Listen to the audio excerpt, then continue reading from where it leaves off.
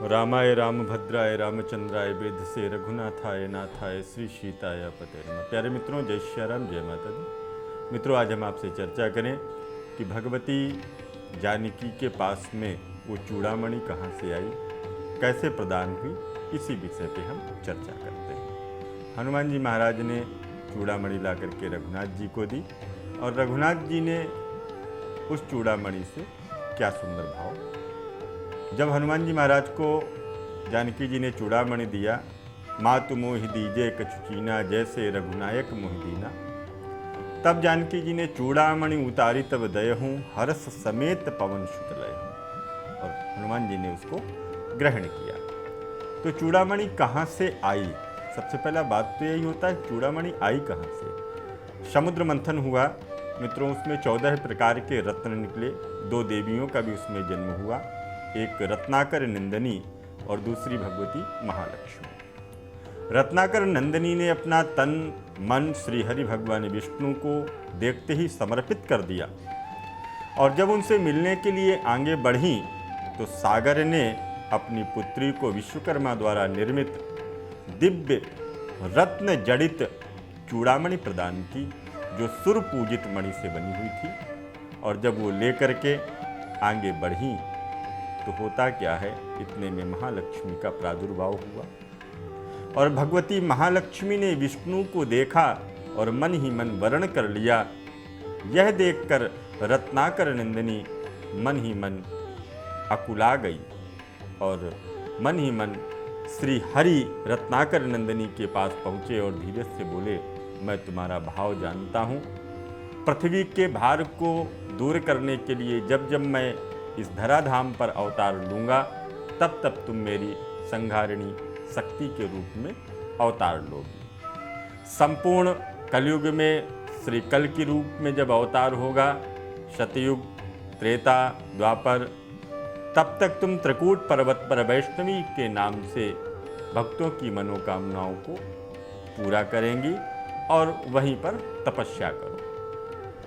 तपस्या के लिए विदा होते हुए रत्नाकर नंदिनी ने अपने केश पास से चूड़ामणि निकाली और निकाल करके भगवान विष्णु को दे दिया। वहीं पर साथ में इंद्रदेव खड़े हुए थे। चूड़ामणि पाने के लिए लालायित तो हो गए और विष्णु जी ने वो चूड़ामणि इंद्रदेव को दे दी। इंद्रदेव ने उसे इंद्राणी के जूड़े में स्थापित कर दिया और इसके बाद में जब इंद्रदेव ने इंद्राणी के जूड़े में स्थापित कर दिया, उसी समय एक संभरासुर नाम का असुर हुआ, जिसने स्वर्ग पर चढ़ाई कर दी। देवता डर के मारे इधर उधर भागने लगे और इंद्र राजा दशरथ के पास अयोध्या में गए, उनसे सहायता मांगी। इंद्र की ओर से राजा दशरथ और देवी कैकेयी युद्ध में संभरासुर के साथ युद्ध किया और संभरासुर का राजा दशरथ के हाथों से मृत्यु को प्राप्त हो गया। इसके तदुपरांत युद्ध जीतने की खुशी में इंद्रदेव तथा इंद्राणी ने राजा दशरथ कैकेयी का भव्य स्वागत किया और उपहार भेंट किए। इंद्रदेव ने दशरथ को स्वर्ग गंगा मंदाकिनी के दिव्य हंसों के 4 पंख भी प्रदान किए। इंद्राणी ने कैकेयी को वही दिव्य चूड़ामणि भेंट स्वरूप प्रदान की, जो उनको वरदान के रूप में नारी केश पास से चूड़ामणि प्राप्त हुई थी। और ये भी कहा, ये चूड़ामणि जिसके पास में रहेगी वह अखंड रहेगा, उसका सौभाग्य अखंड रहेगा। और जिस नारी के पास यह चूड़ामणि रहेगी, जिस क्षेत्र में ये चूड़ामणि रहेगी, उस क्षेत्र में शत्रु उसको पराजित नहीं कर सकते। उपहार प्राप्त कर राजा दशरथ और कैकेयी अयोध्या वापस गए। रानी सुमित्रा के अद्भुत प्रेम प्रसंग को देख करके कैकेयी ने वह चूड़ामणि सुमित्रा को भेंट के रूप में दे दिया। इस चूड़ामणि की समानता विश्व भर के किसी भी आभूषण से नहीं हो सकती। जब श्री राम जी का ब्याह होता है और माता सीता के साथ संपन्न हुआ है ब्याह भगवान का, सो ब्याह के बाद मैया आई हैं अवध में। सो एक रीति रिवाज संपन्न हुई है कि माताओं का, बहुओं का मुख देखने के लिए माताएं आई हैं, रस्म निभाई गई है। सर्वप्रथम सुमित्रा अम्बा आई हैं और सुमित्रा अम्बा ने आकर के मुंह दिखाई की है, तो वही चूड़ामणि सुमित्रा अम्बा ने प्रदान कर दी है। कैकेयी जी ने मुँह दिखाई में कनक भवन दिया हुआ है और अंत में कौशल्या जी ने सीता जी को मुख दिखाई में राम जी का हाथ सीता जी के हाथ में सौंप दिया। संसार में सबसे बड़ी मुँह दिखाई और क्या हो सकती है। जनक सीते का हाथ, जनक की पुत्री सीता ने राम का हाथ अपने हाथों में लिया। राम की महिमा राम ही जाने, जैसे तुच्छ दीन अज्ञानी व्यक्ति कौशल्या की राम सीता के प्रति ममता बखान कोई नहीं कर सकता।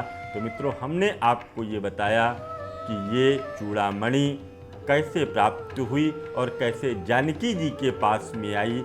जानकी जी ने हनुमान जी को भेंट स्वरूप ये प्रदान की है और हनुमान जी ने भगवान की मुद्रिका जानकी जी को दी है। और सीता माता को जब वो मुद्रिका दी है तो माता जी ने निशानी के रूप में, क्योंकि भगवान जानते थे कि जानकी जी के पास ये चीज़ है, तो हनुमान जी ने ये भी कहा, माँ तु मोहि दीजय कछु चीना, जैसे रघुनायक मोहि दीना। तब जानकी जी ने चूड़ामणि उतारी तब दयहूँ, हर्ष समेत पवन सुत लयहूँ। वही चूड़ामणि ला करके भगवान को प्रदान की है। भगवान ने तब जा करके रावण का संहार किया है। ये दिव्य और मंगल कथा पुराणों के माध्यम से है। अधिक जानकारी के लिए आप संपर्क भी कर सकते हैं। पुनः मिलते हैं एक नए वीडियो में, तब तक के लिए दीजिए इजाज़त। जय माता दी, जय माता।